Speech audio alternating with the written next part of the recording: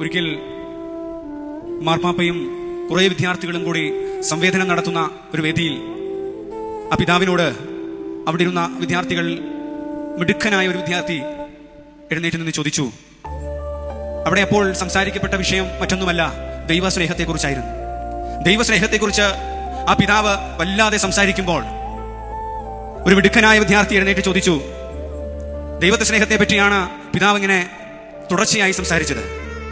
ലോകത്തെ സൃഷ്ടിച്ച ദൈവത്തിന്റെ സ്നേഹം, മനുഷ്യനെ സൃഷ്ടിച്ച, സർവ്വചരാചരങ്ങളെ സൃഷ്ടിച്ച ദൈവത്തിന്റെ ആർദ്രതയുള്ള സ്നേഹത്തെ പറ്റി വാചാലനാകുമ്പോൾ മിടുക്കനായ വിദ്യാർത്ഥി എഴുന്നേറ്റ് നിന്ന് ചോദിച്ചു, പിതാവേ, ലോകം സൃഷ്ടിക്കുന്നതിന് മുമ്പ് ദൈവത്തിന് എന്നായിരുന്നു പണി? ലോകം സൃഷ്ടിക്കുന്നതിന് മുമ്പ് ദൈവത്തിന് എന്നതായിരുന്നു പണി? അല്പനിമിഷം മാർപ്പാപ്പ ഒന്നാലോചിച്ചുകൊണ്ട് ഒരു മറുപടി കൊടുത്തു. ദൈവം നമ്മെ സ്നേഹിക്കുകയായിരുന്നു. മെനഞ്ഞുണ്ടാക്കുന്ന ഒരു ലോകത്തെ ശൂന്യതയിലേക്ക് നോക്കി ദൈവം നീയാണെന്ന് വിചാരിച്ച് നിന്നെ ഓർത്ത് സ്നേഹിക്കുകയായിരുന്നു.